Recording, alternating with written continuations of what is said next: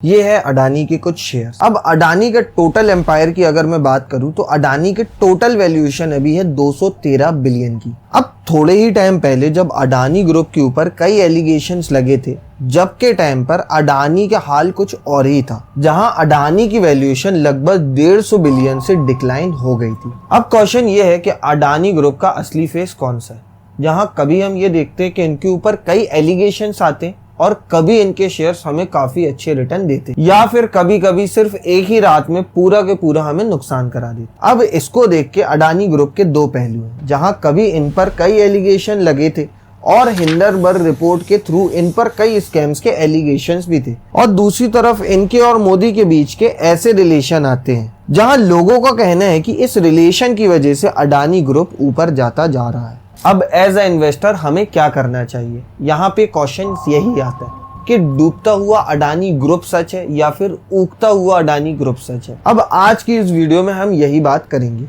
जहां इनके बिजनेस और एलिगेशंस के बारे में जानेंगे और एज अ इन्वेस्टर इसमें हमें इन्वेस्टमेंट करना चाहिए या फिर नहीं, और at the end of the video मेरा क्या पर्सनल ओपिनियन है अडानी ग्रुप को लेकर, हम ये बात करेंगे। तो वीडियो को एंड तक जरूर देखना ताकि आपको पूरी नॉलेज मिल सके। Adani Group in allegations raised by Hindenburg. Seller Hindenburg that alleged stock manipulation by the Adani Group. Hey everyone, अब सबसे पहले आप ये न्यूज पढ़ो, जहां रिकॉर्ड के हिसाब से कोर्ट में जज ने गौतम अडानी और सागर अडानी, जो कि गौतम अडानी के भाई के बेटे हैं यानी उनके नेफ्यू, उनके लिए अरेस्ट वारंट भी निकाला था। अब ऐसा क्या हुआ था जिसकी वजह से ऐसा करना पड़ा। अब गौतम अडानी जी, जो कि इंडिया के एक बिलियनियर है और क्वींसलैंड के कंट्रोवर्सी कैरेमल कोल माइन के पीछे है, उन पर यूएस में एक $multi-million फ्रॉड स्कीम का केस किया गया था। अमेरिकन अथॉरिटीज की तरफ से अडानी ग्रुप के चेयरमैन गौतम अडानी और उनके भतीजे सागर अडानी और 6 और लोगों ने मिलकर इंडियन गवर्नमेंट ऑफिशियल्स को टोटल 265 मिलियन USD यानी कि अप्रोक्सीमेटली 407 करोड़ की ब्राइड देने की प्लानिंग की थी। उन्होंने ये भी बोला है कि सब कुछ यूएस इन्वेस्टर्स के नुकसान पर हुआ था। अडानी ग्रुप ने एक स्टेटमेंट भी दिया, इसके बाद कहा कि ये एलिगेशन बेसलेस है और उन्होंने सब कुछ डिनाई भी कर दिया। कंपनी ने बोला कि वो लीगल एक्शन खुद लेंगे। अडानी ग्रुप की तरफ से यही मैसेज आया कि इन सब एलिगेशंस की वजह से वो एक लीगल एक्शंस लेंगे।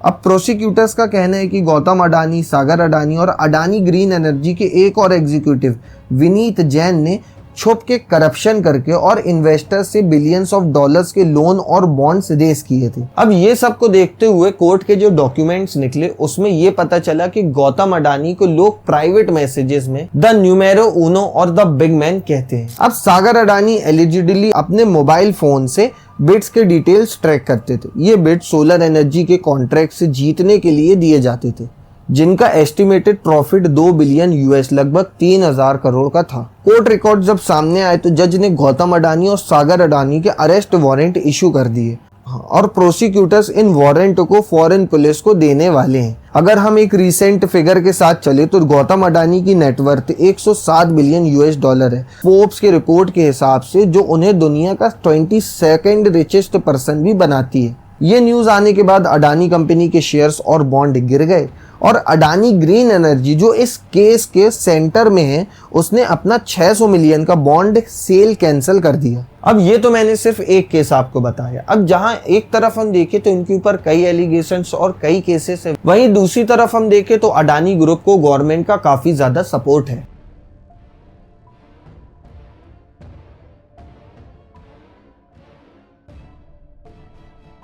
अब इंडिया के अगर हम हिस्ट्री में जाए तो कभी ऐसा हुआ नहीं है कि एक प्राइम मिनिस्टर और एक बिजनेसमैन का रिश्ता पॉलिटिकली डिस्कशन का इतना बड़ा पार्ट बन गया हो, जैसे नरेंद्र मोदी और गौतम अडानी का हुआ था। पिछले कुछ सालों में पब्लिक प्रिस्क्रिप्शन में ये दोनों इतने क्लोजली जुड़े हुए लगे कि अपोजिशन पार्टीज के एक वर्ड बन गया, जो वर्ड था मोदानी, जिसका मतलब था कि मोदी अडानी के लिए काम करते हैं। 2023 के बजट सेशन में पार्लियामेंट में स्लोगन्स भी सुने गए थे, जैसे मोदी अडानी भाई भाई, जबकि तब तक यूएस कोर्ट का केस भी नहीं आया था, जो बाद में अडानी के अनएथिकल एक्टिविटीज को लेकर ग्लोबल अटेंशन का रीजन भी बना था। जो चीज सबसे ज्यादा शॉकिंग है इसमें वो ये है कि मोदी जैसे स्मार्ट पॉलिटिशियन ने कभी भी पब्लिक में ये इमेज तोड़ने की कोशिश नहीं की। उनका अडानी से क्लोज कनेक्शन है, जो कि कांग्रेस की तरफ से, अपोजिशन पार्टी की तरफ से कई ज्यादा एलिगेशंस आते गए कि अडानी और मोदी के बीच काफी सपोर्ट बढ़ता जा रहा है।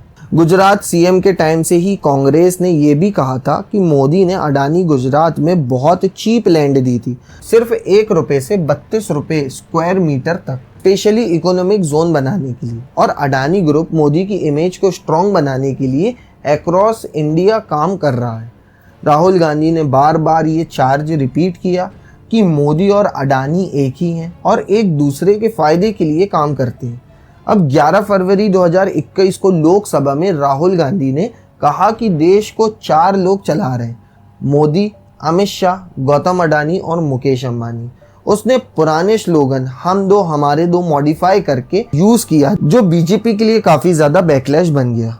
जब मोदी 2001 में गुजरात के सीएम बने तब अडानी उतना बड़ा नाम नहीं था, लेकिन जब 2014 में मोदी पीएम बने तब भी अडानी का राइज इतना बड़ा नहीं था।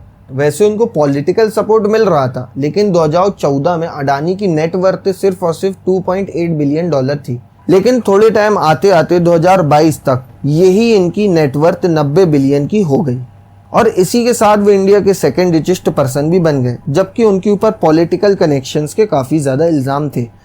अब अडानी ग्रुप के ऊपर टाइम टू टाइम कई ज़्यादा इल्ज़ाम लगे हैं, जैसे कि आप रिपोर्ट में पढ़ सकते हो। सबसे पहला इल्ज़ाम जो उनका लगा था वो था कोयला घोटाला केस। उसके बाद जो दूसरा एलिगेशन था वो था लैंड स्कैम का केसेस। फिर उसके बाद आ गई हिंडरबर्ग रिपोर्ट। फिर इसके अलावा इनके ऊपर 2000 करोड़ का रिश्वत का केस भी लगा था। अब हमने इतने ज़्यादा इनके ऊपर एलिगेशंस देखे, इतने स्कैम्स, इतने घोटाले, और हमने ये भी जाना कि मोदी और अडानी के बीच क्या क्या रिलेशंस रहे। हमने पॉलिटिकली भी इस चीज़ को समझने की कोशिश की।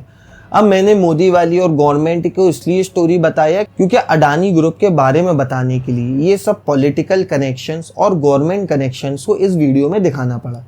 बट अब ये सभी एलिगेशंस के बाद और इतने ज़्यादा स्कैम्स के बाद भी अडानी ग्रुप के नंबर्स कुछ और ही कहते हैं। अब यहाँ पे आप एक रिपोर्ट देखो जहाँ पे एक चार्ट के हिसाब से आपको इनका रेवेन्यू और इनका क्या प्रॉफिट है ये समझ आएगा। जहाँ पे आप सबसे पहले इनका रेवेन्यू देख पा रहे होगे, जहाँ ब्लू से कलर में इनका रेवेन्यू, और उसके नीचे हम देखें तो इनका नेट प्रॉफिट दिख रहा है। जो इनका प्रॉफिट है ये ओवरऑल अडानी ग्रुप का है, ठीक है। इसमें हमने किसी भी सेगमेंट के स्टॉक्स या फिर किसी इनकी पर्टिकुलर या पेरेंट कंपनी को नहीं उठाया। ये पूरा के पूरा अडानी ग्रुप का रेवेन्यू और प्रॉफिट यहाँ पे दिख रहा है। अब हम इसको नंबर बाय नंबर समझते हैं। प्रॉफिट CAGR देखे तो सेम हम 19 से 24 तक की रिपोर्ट उठाते हैं तो वो था 60.62% पर ईयर। इसका मतलब है कि रेवेन्यू हर साल 32% से ग्रो हुआ, नेट प्रॉफिट हर साल 60% से ग्रो हुआ, 60%, जो कि काफ़ी ज़्यादा इम्प्रेसिव है। अब इनके ऊपर जो एलिगेशंस है, इनका जो भी गवर्नमेंट सपोर्ट है या फिर कुछ भी XYZ स्कैम्स है, वो हमें कुछ और ही कहानी बताते हैं। और इनके जो नंबर्स हैं, जो रेवेन्यू है, जो CAGR ग्रोथ है, जो नेट प्रॉफिट है, वो सब हमें कुछ और ही कहानी बताते हैं। अब एट दी एंड अगर मैं एक अपना ओपिनियन बताऊं तो अगर मैं अडानी स्टॉक्स में इन्वेस्ट करूंगा तो एक शॉर्टर ड्यूरेशन के लिए ही करूंगा, और वो भी अपनी पूरी रिसर्च करके। अब लॉन्ग रन में या फिर लॉन्ग टर्म के लिए मैं इसमें इन्वेस्ट क्यों नहीं करूंगा, इसके 2-3 मेरे पर्सनल रीज़न है। सबसे पहला रीज़न है तो खुद गवर्नमेंट का सपोर्ट। अब अभी के टाइम में तो गवर्नमेंट बीजेपी की है, बट आगे चल के अगर गवर्नमेंट चेंज होती है या फिर कोई अपोजिशन पार्टी रूल करता है तो हो सकता है कि अडानी ग्रुप को उस टाइम नुकसान मिले। या फिर इसके अलावा जो बड़ा रीज़न है वो ये है कि अडानी ग्रुप्स के ऊपर ऐसे ही कई ज़्यादा एलिगेशंस आए हैं। अब आगे भी क्या एलिगेशंस लग सकते हैं या फिर जो इनके पुराने एलिगेशंस है वापस से अगर वही सच हुए या फिर वही पब्लिक के सामने आए तो इनके शेयर्स में, इनके स्टॉक्स में काफ़ी ज़्यादा बैकलैश देखने मिलेगा। तो अब इस वीडियो में मैंने अडानी ग्रुप का पूरा डेटा बताया, जहाँ पे अडानी ग्रुप क्या है और कैसे काम कर रहा है, ये आपको समझने में आसानी मिलेगी। अब आप अगर इन्वेस्ट कर रहे हो या फिर इन्वेस्टमेंट करने की सोच रहे हो अडानी ग्रुप में, तो इस वीडियो के थ्रू आप रिसर्च कर सकते हो, हेल्प ले सकते हो। At the end of the video conclusion यही है कि हर लार्ज कैप की कंपनी सेफ नहीं होती और हमें सिर्फ कंपनी के नंबर्स या फिर उसके रेवेन्यू को देखकर इन्वेस्टमेंट नहीं करना चाहिए। उस कंपनी का बैकग्राउंड क्या है ये भी देखना पड़ता है। सो वीडियो में बस इतना ही। अगर वीडियो अच्छी लगी हो तो लाइक करके शेयर जरूर करना। और अगर आपको ये जानना है कि अभी तक का ईवी इंडस्ट्री का सबसे बड़ा फ्रॉड कैसे हुआ तो स्क्रीन में आ रही ये वीडियो को जरूर देखना। और अगर आप भी मार्केट में इन्वेस्टमेंट करते हो और आप भी स्टॉक मार्केट में इन्वेस्टमेंट करना चाहते हो और आपको नहीं पता कि कैसे शुरू करें तो स्क्रीन में आ रही ये वीडियो को जरूर देखना। So bye bye and have a great life.